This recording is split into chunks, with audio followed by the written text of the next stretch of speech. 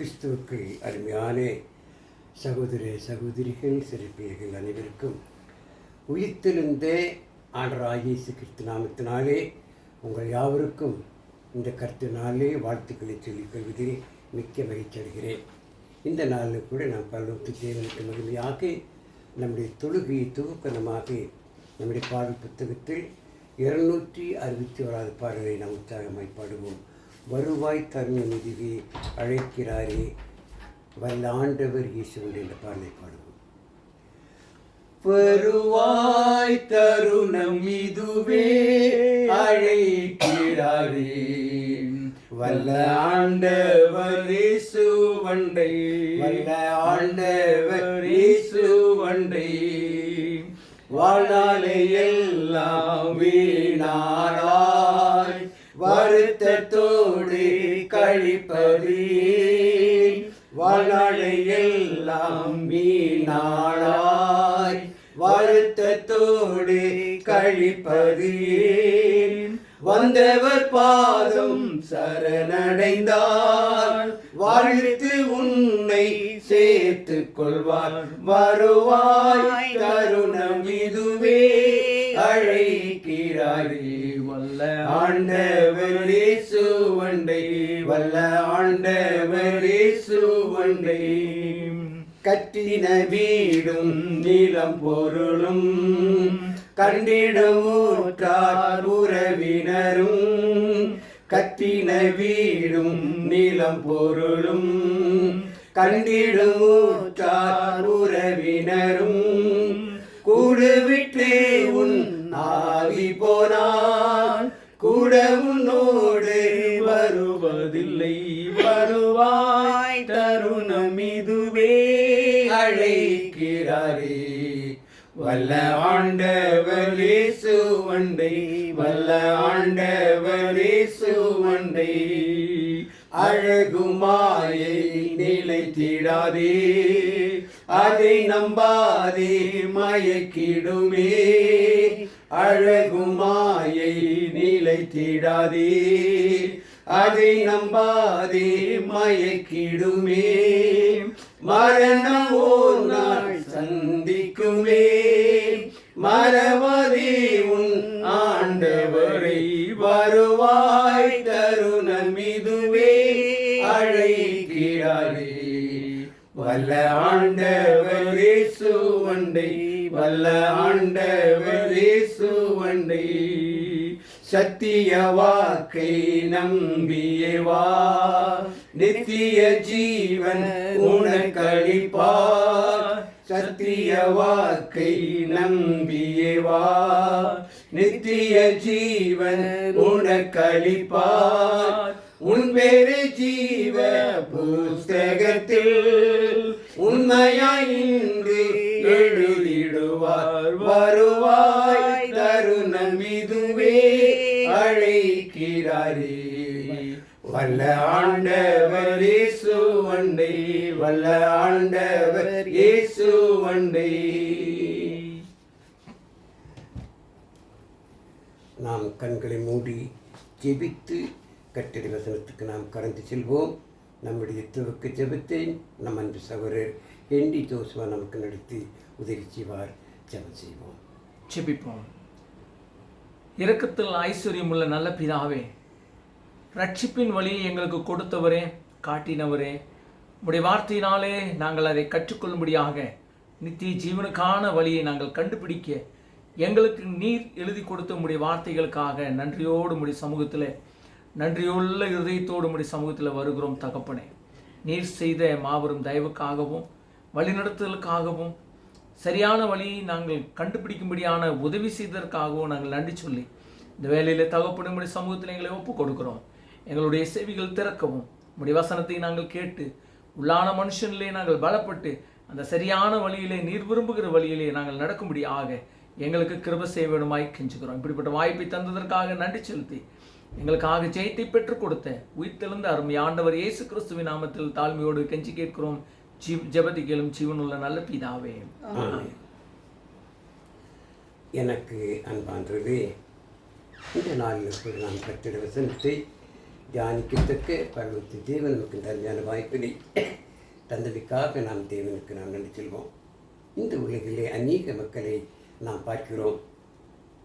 ஆனால் நித்திய ஜீவனை பெற்றுக்கொள்வதற்கான வழியை அநேக மக்கள் அறியாமல் இருக்கிறார்கள். ஒவ்வொருவரும் தங்களின் மனதிலே உருவான வழிகளை பின்பற்றக்கூடிய மக்களாக இப்படி போனால் பரலோகத்தை அடைய முடியுமா, இந்த வழியிலே சென்றால் நித்திய ஜீவனை பெற்றுக்கொள்ள முடியுமா என்று சொல்லி மனிதர்கள் தங்கள் சொந்த கற்பனைகள் மூலமாக, சொந்த எண்ணங்கள் மூலமாக அநேக வழிகளை பின்பற்றக்கூடிய மக்களாக இருக்கிறார்கள். மனிதருக்கு அது ஒருவேளை செம்மையாக தோன்றலாம். ஆனால் வேத வசனத்தில் வாசிக்கும் பொழுது பாருங்கள், நீதிமொழிகள் 14ஆம் அதிகாரம் 12வது வசனத்துக்கு நான் செல்லும் பொழுது, நீதிமொழிகள் 14:12 வாசிக்கலாம். நீதிமொழிகள் 14ஆம் அதிகாரம் 12வது வசனம். மனுஷனுக்கு செம்மையாய் தோன்றுகிற வழி உண்டு, அதன் முடிவோ மரண வழி. மனுஷனுக்கு அது செம்மையாய் தோன்றும், ஆனால் அதன் முடிவு மரணம் வழி என்று சொல்லப்படுகிறது. இன்னைக்கு அநேகரை பிடித்தான் உலகத்திலே அநேக பாருங்கள், எப்படியாவது மோட்சத்தை அடைய வேண்டும், எப்படியாவது நித்திய ஜீவனை பெற்றுவதற்காக அநேக வழிகளை பின்பற்றிக் கொண்டிருக்கிறார்கள். எத்தனை மக்கள் பாருங்கள், கால் வலிக்க நடந்தே ஒவ்வொரு இடங்களுக்கு செல்கிறார்கள். எத்தனை பேர் இந்த உலகில் ஏழைகளுக்கு உதவி செய்தால் அந்த பரலோக பாக்கியம் கிடைக்குமா, நித்திய ஜீவன் கிடைக்கும், அப்படிப்பட்ட வழியை பின்பற்றுகிற மக்களை. ஆனால் பரலோகத்து தேவன் பரலோகத்துக்கு செல்வதற்கான நித்திய ஜீவனை பெற்றுக்கொள்வதற்கான வழியை பரிசுத்த வேதாகமத்திலே ஆவியார் மூலமாக நமக்கு காட்டுகின்றார். வேதத்தில் வாசிக்கும்போது பாருங்கள், மிக அழகாக நாம் தெளிவாக நாம் பார்க்கலாம். நீதிமொழிகள் 10ஆம் அதிகாரம் 29வது வசனத்துக்கு வாசிக்கலாம். நீதிமொழிகள் 10:29 வாசிக்கலாம் பாருங்கள். நீதிமொழிகள் 10ஆம் அதிகாரம் 29வது வசனம். கர்த்தரின் வழி உத்தமர்களுக்கு அரண், அக்கிரமக்காரருக்கோ கலக்கம். கர்த்தரின் வழி, தேவனுடைய வழி உத்தமருக்கு அது அரண் என்று சொல்ல. அரண் என்றால் அது அசைக்க முடியாது, பரலோக பார்த்து செல்லக்கூடிய அருமையான வழியாக இருக்கு. அதுதான் அரண், கர்த்தருடைய வழி. ஆகிய கண்பாந்திலே பரலோகத்தின் தேவன் நித்திய ஜீவனை பெற்றுக்கொள்வதற்கு பரிசுத்தாவின் மூலமாக நமக்கு வழியை காட்டுகின்றார். அந்த வழி நம்ம செல்லுமாம் ஆராய்ந்து பார்த்து அந்த வழி நடக்க வேண்டும் என்று சொல்லி தேவன் விரும்புகிறார். அந்த வழி எந்த வழி என்று பார்க்கலாம் பாருங்கள். எரேமியா தீர்க்கக்கூடிய எரேமியா 6ஆம் அதிகாரம் 16வது வசனத்துக்கு திருப்பவும் பாருங்கள். எரேமியா 6:16.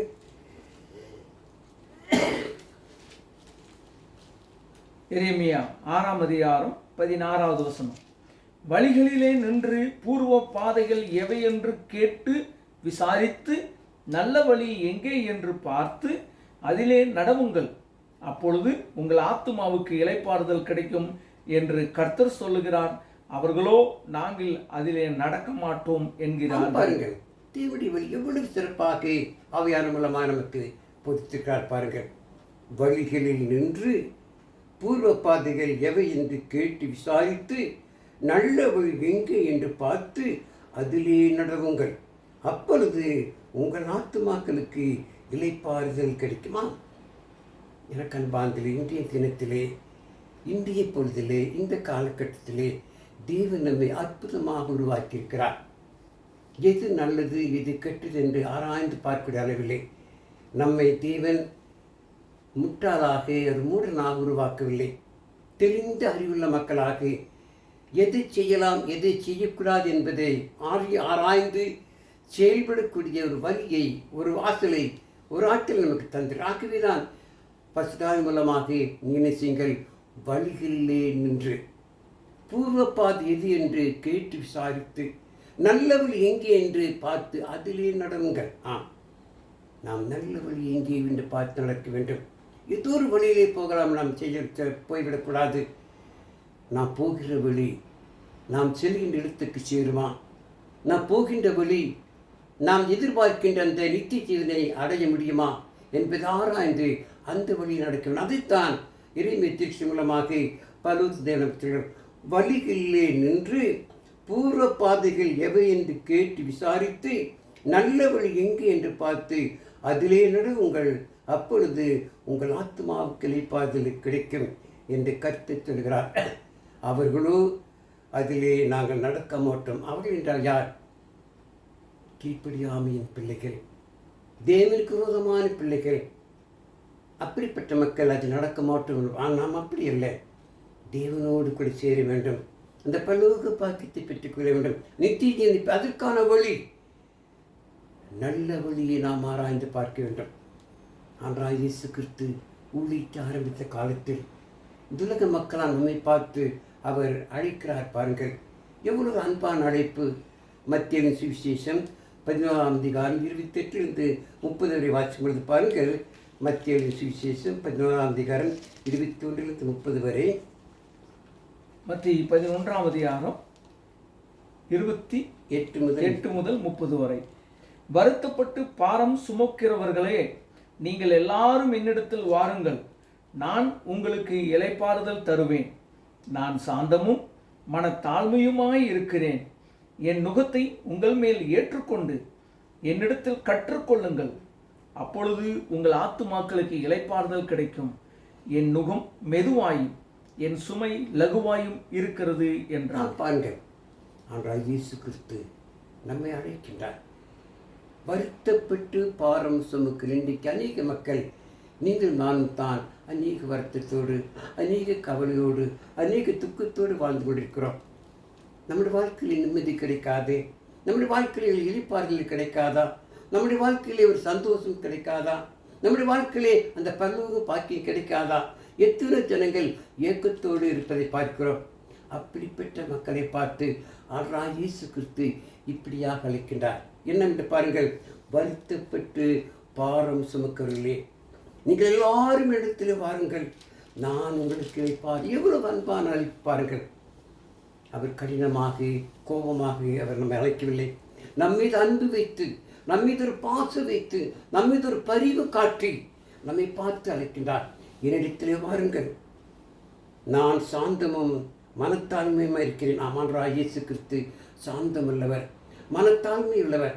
அவரிடத்தில் என்ன கிடைக்கும்? நமக்கு இளைப்பாறுதல் கிடைக்குமா? அதனை அழைக்கின்றார்.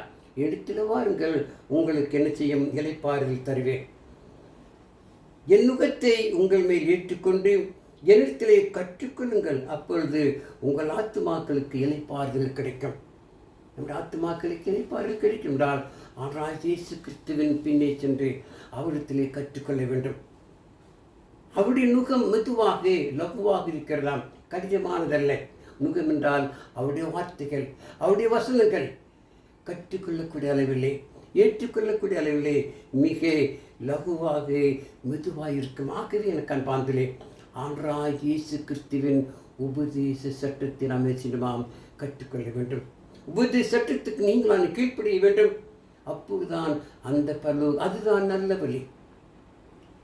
இளைஞர் சொன்ன பொழுது, வழிகளில் நின்று பூர்வ பாதை எது என்று கேட்டு விசாரித்து அதில் நடவுங்கள், நல்ல வழி எங்கேன்று பார்த்த நடவுங்கள்.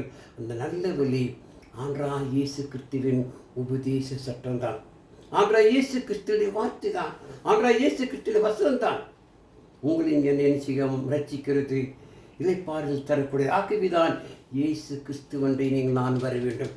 இயேசு கிறிஸ்துடைய வார்த்தைக்கு, இயேசு கிறிஸ்துடைய வசனத்துக்கு நான் கீழ்ப்படிய வேண்டும்.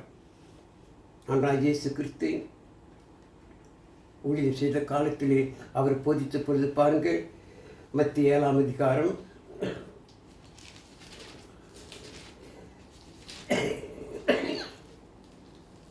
24 27 வரை வாசிக்கலாம் பாருங்கள். ஆகையால் மத்திய 7ஆம் அதிகாரம் 24 முதல் நாம் வாசிக்க கேட்போம். ஆகையால் நான் சொல்லிய இந்த வார்த்தைகளை கேட்டு இவைகளின்படி செய்கிறவன் எவனோ அவனை கன்மலையின் மேல் தன் வீட்டை கட்டின புத்தியுள்ள மனுஷனுக்கு ஒப்பிடுவேன். பெருமழை சொரிந்து பெருவெள்ளம் வந்து காற்று அடித்து அந்த வீட்டின் மேல் மோதியும் அது விழவில்லை. ஏனென்றால் அது கன்மலையின் மேல் அஸ்திபாரம் போடப்பட்டிருந்தது. நான் சொல்லிய இந்த வார்த்தைகளை கேட்டு இவைகளின்படி செய்யாதிருக்கிறவன் எவனோ அவன் தன் வீட்டை மணலின் மேல் கட்டின புத்தி இல்லாத மனுஷனுக்கு ஒப்பிடப்படுவான். பெருமழை சொரிந்து பெருவெள்ளம் வந்து காற்று அடித்து அந்த வீட்டின் மேல் மோதின போது அது விழுந்தது, விழுந்து முழுவதும் அழிந்தது என்றார். ஆனால் இயேசு கிறிஸ்துடைய வார்த்தைகளை கேட்டு அதன்படி செய்கிறவன் புத்தி உள்ளவன். எப்படி கண்மலின் அஸ்திவாரம் போட்டு கட்டப்பட்டு வீட்டுக்கு ஒப்பாயிருக்கிறார். பாருங்கள், கண்மலின் மேல் அஸ்திவாரம் போட்டு வீடு கட்டினான், அது எவ்வளவு பலமாயிருக்கும். எவ்வளவு பெரிய மழை வந்தாலும், எவ்வளவு பெரிய காற்றடி என்ன அது விழாது. ஆகவே அவர் சொன்ன வார்த்தையை கேட்டு அதன்படி செய்கிறவன் புத்தி உள்ளவன். கண்மணி மேல் தன் வீட்டை கட்டினவனாயிருக்கிறார். அவர் சொன்ன வார்த்தையை கேளாதவன், அதன்படி நடக்காதவன் எப்படிப்பட்டவனாம்? மணலின் மேல் தன் வீட்டை கட்டின புத்தி இல்லாத மனுஷன். பெருவெள்ளம் வரும் பொழுது காற்றடிக்க ஆகும், அந்த வீடு விழுந்து முற்றிலுமாக அழிந்து போகும். ஆகவே நல்லவர் எழுகின்றார். ஆன்றால் இயேசு கிறிஸ்துவிலே வார்த்தையை கேட்டு அதன்படி நடக்க வேண்டுமா? இன்னும் பாருங்கள், யோவான் சுவிசேஷம் 10ஆம் அதிகாரம் 9ஆம் வசனத்தை வாசிக்கலாம். பாருங்கள், யோவான் 10ஆம் அதிகாரம் 9ஆம் வசனத்திலே,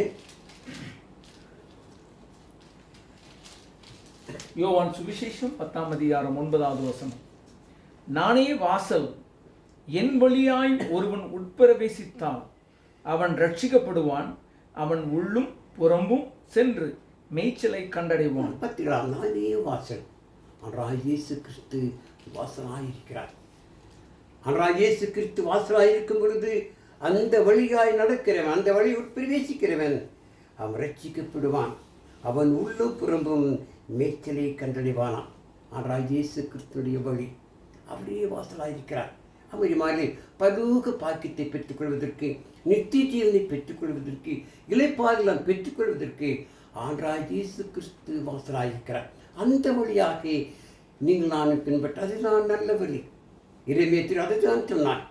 வழிகள் நின்று பூர்வ பாதி எது என்று கேட்டு விசாரித்து நல்ல வழி எங்கே என்று பார்த்து அதிலே நடவுங்கள், அப்பொழுது உங்கள் ஆத்மாவுக்கு இளைப்பாறுதல். அந்த நல்ல வழி ஆண்டவராய் இயேசு கிறிஸ்துவின் உபதேசம். ஆனால் இயேசு கிறிஸ்துடைய உபதேச சட்டத்திற்கு நான் கீழ்ப்படும் பொழுது நிச்சயம் என்ன செய்யலாம்? அந்த இளைப்பாறுதலை பெற்றுக்கொள்ள முடியும். அந்த பரலோக பாக்கியம். இதைத்தானே மாலை நீங்கள் நான் அறிந்து இன்றைக்கு கர்த்தருடைய ராஜ்யமான ஆண்டவராய் இயேசு கிறிஸ்து ராஜ்யமான அந்த சபையில் அங்கமாயிருக்கிறோம். நாம் இளைப்பாறுதல் பெறுவதற்காக, அந்த பரலோக பாக்கியத்தை பெறாக நீங்கள் நானும் ஆண்டவராய் இயேசு கிறிஸ்துவின் சுவிசேஷத்தை கேட்டு அதை விசுவாசித்து பழைய பாமான் ஜீவித்திலிருந்து மனம் திரும்பி நான் விசுவாசத்தை வாயினால் அறிக்கை செய்து பாவம் மன்னிப்புக்கு நாம் சாணம் பெற்று இன்றைக்கு ரட்சிக்கப்பட்டவர்களாக கர்த்தர் சபையில் அங்கமாயிருக்கிறோம்.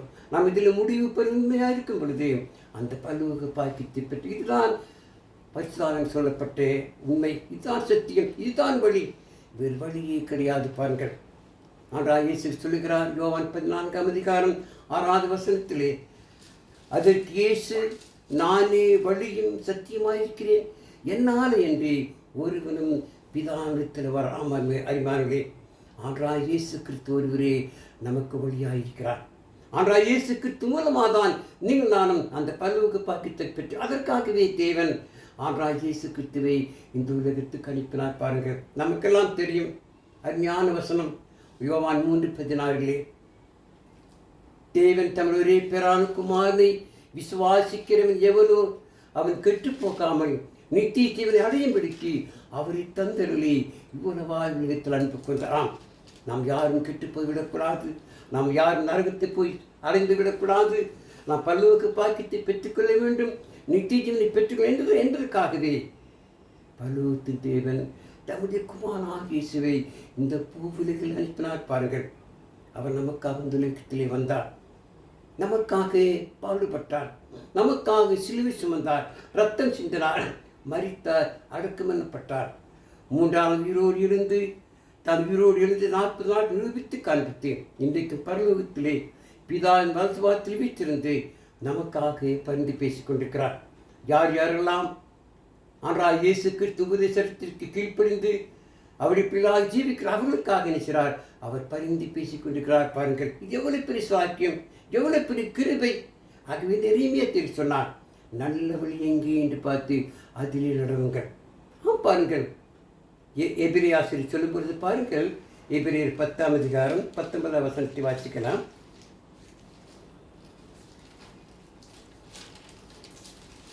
எபிரேயர் 10ஆம் அதிகாரம் 19ஆம் வசனம் பாருங்கள். ஆகையால் எபிரேயர் 10:19 ஆகையால் சகோதரரே, நாம் பரிசுத்த ஸ்தலத்தில் பிரவேசிப்பதற்கு இயேசுவானவர் தமது மாம்சமாகிய திரையின் வழியாய் புதிதும் ஜீவனுமான மார்க்கத்தை நமக்கு உண்டு பண்ணினபடியால், அந்த மார்க்கத்தின் வழியாய் பிரவேசிப்பதற்கு அவருடைய இரத்தத்தினாலே நமக்கு தைரியம் உண்டாயிருக்கிறபடினாலும், தேவனுடைய வீட்டின் மேல் அதிகாரியான மகா ஆசாரியர் நமக்கு ஒருவர் இருக்கிறபடினாலும், துர்மனசாட்சி நீங்க தெளிக்கப்பட்ட இருதயம் உள்ளவர்களாயும் சுத்த ஜலத்தால் கழுவப்பட்ட சரீரம் உள்ளவர்களாயும் உண்மையுள்ள இருதயத்தோடும் விசுவாசத்தின் பூரண நிச்சயத்தோடும் சேர கடவோம். பாருங்கள், இயேசு கிறிஸ்து தம்மையே ஒப்பு கொடுத்தார். பாருங்கள், சொல்லும் பொழுது, ஆகையால் சகோதரரே, நாம் பரிசுத்த ஸ்தலத்தில் பிரவேசிப்பதற்கு, அந்த பரிசுத்த ஸ்தலம் என்பது அந்த பரலோக பாக்கியம் இளைப்பாறுதல் பெறக்கூடிய இடம். அந்த பரிசுத்த ஸ்தலத்தில் பிரவேசிப்பதற்கு இயேசுவானவர் தமது மாமிசமாகி திரையின் வழியாய் புதிதும் ஜீவனமான மார்க்கத்தை நமக்கு ஒன்று பண்ணின மார்க்கம் என்றால் வழி. அந்த வழிக்காக ஆண்டவராகிய இயேசு கிறிஸ்து தம்மையே ஒப்பு கொடுத்தார். மாம்சமான திரையின் வழியாய், மாம்சமான திரை என்று சொல்லும் பொழுது, பழைய காலத்திலே ஆசரிப்பு கூடாரம் என்று ஒன்று இருந்தது. அந்த ஆசரிப்பு கூடாரத்திலே பரிசுத்த ஸ்தலம், மகா பரிசுத்தலம் என்று 2 ஸ்தலங்கள் உண்டு. அந்த பரிசுத்த ஸ்தலத்தில் எல்லாரும் போவார்கள். ஆனால் மகா பரிசுத்தலத்துக்கு யாருமே போக முடியாது. யாரெல்லாம் தேவனால் அழைக்கப்பட்டாரோ அவர்தான் அந்த மகா பரிசுத்தலத்துக்கு செல்ல முடியும். அந்த மகா பரிசுத்தலத்துக்கும் பரிசுத்தலத்துக்கு இடையே ஒரு பெரிய திரை உண்டு. அந்த திரையின் வழியாய்த்தான் அந்த மகா பரிசுத்தலத்துக்கு செல்ல வேண்டும். அங்கு போய் ஒருவேளை தேவனுக்கு பிரியமில்லாதவர்கள் அங்கு போனால் என்னாகும்? தேவன் அவர்களை அடித்து போடுவார். ஆக இவங்க மரித்து போய்விடுவார்கள். அவர்கள் என்ன செய்ய முடியாது, மற்றவர்கள் போய் இழுத்து வர முடியாது. ஆக என்ன செய்வார்கள்? மகா பரிசுத்தலத்துக்கு போவதற்கு முன்பதாக யார் போனாலும் அவருடைய காலிலே ஒரு கயிற்றை கட்டி தவங்களை அனுப்புவார்கள். ஒருவேளை மரித்து போனால் அந்த கயிற்றின் வழியாக அவர்களை வெளியே இழுத்து போவார். அதுபோல அது ஏனென்றால் அந்த திரை ஒரு பெரிய திரையாக இருந்தது. மகா பரிசுத்தலம் என்பது அந்த பரலோக பாக்கியம். அந்த திரையாக ஆண்டவராகிய இயேசு கிறிஸ்து இருந்தார். அந்த திரையாக அவர் தம்முடைய மாம்சமான தன்னையே என்ன செய்தார்? அவர் ஒப்பு கொடுத்தார். அந்த திரையின் மூலமாக ஆண்டவராகிய இயேசு கிறிஸ்து நமக்காக மரித்ததன் மூலமாக, நமக்காக மரித்து அடக்கம் பண்ணப்பட்டு 3ஆம் நாள் உயிரோடு எழுந்ததன் மூலமாக, அவருடைய சுவிசேஷத்தின் மூலமாக இன்றைக்கு நீங்கள் நானும் அந்த பரலோக பாக்கியத்தை அடைவதற்கான ஒரு மார்க்கத்தை, ஒரு வழியை ஆண்டவராகிய இயேசு கிறிஸ்து நமக்கு உருவாக்கி தந்துட்டார். பாருங்கள், எவ்வளவு பெரிய சாக்கியம்! இந்த வழியைத்தான் நாம் பின்பற்ற வேண்டும். இந்த வழியாகத்தான் நாம் பரலோக பாக்கியத்தை பெற்றுக்கொள்ள முடியும். அதுதான் இறைமை தீர்க்க சொன்னார். நல்ல வழி எங்கே என்று பார்த்து அதிலே நடவுங்கள், அப்பொழுது உங்கள் ஆத்மாவுக்களே பால் கிடைக்கும். ஆமரிமாகே, இந்த சத்தியத்தை தான் நாம் மற்றவர்களுக்கு போதிக்க வேண்டும். இதுதான் வழி, வேறு வழி இல்லவே இல்லை. பரலோக பாக்கி செல்ல வேண்டும் என்று சொன்னால் இயேசு கிறிஸ்துவின் உபதேச சட்டம் இதுதான் அப்போஸ்தலர் உலகமெங்கும் திரிந்து பிரசங்கித்தார்கள். ஆனால் இயேசு கிறிஸ்துவ கூட பிரதான கட்டளையாக சொன்னார். மத்தேயு 28ஆம் அதிகாரம் 18-20 வரை. ஆனால் இயேசு கிறிஸ்து சமீபத்தில் வந்து அவர்கள் நோக்கி, யார்? அப்போஸ்தலர் நோக்கி, வானத்திலும் பூமியிலும் சகல அதிகாரம் எனக்கு கொடுக்கப்பட்டிருக்கிறது. ஆக நாங்கள் புறப்பட்டு போய் சகல ஜாதிகளையும் சீஷராக்கி பிதா, குமாரன், பரிசுத்தாவின் நாமத்தினாலே அவருக்கு ஞானஸ்நானம் கொடுத்து, நான் உங்களுக்கு கட்டளையாவையும் அவர்கள் கைக்கொள்ளும்படி அவர்களுக்கு உபதேசம் பண்ணுங்கள். இதோ உலகத்தின் முடிவு புரிந்தவும் உங்களோடு கிடைக்கிறதுனாம். ஆண்டவராகிய இயேசு கிறிஸ்து அப்போஸ்தலர் பிரதான கட்டளை. உலகமெங்கும் போய் சகல ஜன சீஷராக்குங்கள், சுவிசேஷத்தை சொல்லுங்கள், சத்தியத்தை சொல்லுங்கள், அவர்கள் என்னை பின்பற்றக்கூடிய மக்களாக மாற்றுங்கள். மாற்றி நான் உங்களுக்கு சொன்ன உபதேசத்தை, நான் உங்களுக்கு போதித்தவர்களே அவர்களுக்கு உபதேசம் பண்ணுங்கள். அவர்கள் முடிவு புரிந்த உண்மையாக இருக்க வேண்டும். ஆகவே அதுவரை நான் உங்களுடைய பெற்றாமரிமாக ஆனால் இயேசு கிறிஸ்து இது பிரதான கட்டளையாக அதைத்தான் அப்போஸ்தலர் பிரசங்கித்தார்கள். உலகமெங்கும் திரிந்து ஆனால் இயேசு கிறிஸ்துவின் சுவிசேஷத்தை பிரசங்கித்தார்கள். ரட்சிக்கப்படுமான வழியை, ரட்சிக்கப்படக்கூடிய மார்க்கத்தை, இளைப்பாறுதல் பெற்றுக்கூடிய மார்க்கத்தை அப்போ உலகமெங்கும் திறந்து சுவிசேஷத்தை அப்படி பிரசங்கித்த சுவிசேஷத்தின் மூலமாகத்தான் முதலாக கிபி 33ஆவது வருடத்திலே பெந்தேகோஸ்து நாளன்று பேதுருவின் முதல் பிரசங்கத்தின் மூலமாக 3000 பேர் கிறிஸ்துவுக்குள் பிறந்தார்கள். 3000 பேர் அந்த ஜீவனுள்ள மார்க்கத்திற்குள் வந்தார்கள். அந்த மார்க்கம்தான் அந்த பல்லோருக்கு பாக்கியத்துக்கு நமக்கு வழியாக அமைந்திருக்கிறது பாருங்கள். ஆகிய கல்விக்கு நீங்கள் நானும் இறைமையா சொன்னது போல வழிகளில் நின்று பூர்வ பாதியவை என்று கேட்டு விசாரித்து நல்லவள் எங்கே என்று பார்த்து அதை நடுவுங்கள். அப்பொழுது உங்கள் ஆத்துமாக்களுக்கு பாதிக்குமா ஆமரி மாறி இன்றைக்கு நீங்கள் நானும் கூட அப்படிப்பட்ட சாக்கியத்தை பெரிய மனுஷனமாம் மற்றவர்கள் நாம் சொல்ல வேண்டும். ஒரே ஒரு வழிதான், வேறு வழி கிடையாது. வேறு வழி என்ன வழியாக இருக்குது பாருங்கள். வேறு வழி தவறான வழி. அது மனுஷனுக்கு செம்மையாய்த்தோடான என்னாகும், அது மரண வழியாயிருக்கும் பாருங்கள். ஆனால் இயேசு கிறிஸ்துவின் உபதேசம், ஆனால் இயேசு கிறிஸ்துடைய வார்த்தைகள் நமக்கு வழியாய் ஆகவே தான் ஆண்டவர் சொன்னார், நானே வழியும் சத்தியமும் ஜீவனுமாயிருக்கிறேன். அமரிமாளே நீங்கள் நானும் இயேசு கிறிஸ்துவின் உபதேசத்தை, இயேசு கிறிஸ்துவ சுவிசேஷத்தை மற்றவர்களுக்கு போதித்து அதன் மூலமாக ஆத்துமாக்களை ஆதாயப்படுத்த வேண்டும். இதுதான் நல்ல வழி. இந்த வழியில் நடக்க ஒவ்வொருவரும் அநேகரின் செய்வோம், தூண்டுவோம். இந்த வழியை பற்றி மற்றவர்களுக்கு போதிப்போம். இந்த மார்க்கத்துக்கு சொல்லுவோம். இந்த உலகிலே மதம் என்ற பெயரிலே அநேக மக்கள் ஜீவிக்கிறார்கள். ஆனால் யாரால் இயேசு கிறிஸ்துவின் சுவிசேஷம் என்பது நமக்கு மார்க்கத்தை அந்த மார்க்கம்தான். அந்த மார்க்கத்தின் வழியாகத்தான் அந்த பல்லோக பாக்கியத்தை பெற்றுக்கொள்ள முடியும். நம் மதத்தின் சார்பிலே வாழக்கூடாது, வாழ முடியாது. மார்க்கத்தின் வழியாக புதிதும் ஜீவனுமான மார்க்கம், சத்திய மார்க்கம், அப்படிப்பட்ட மார்க்கமான அந்த வழியில் நடந்து அந்த பல்லோக பாக்கியத்தை பெற்றுக்கொள்ள தேவன் உதவி செய்வாராக.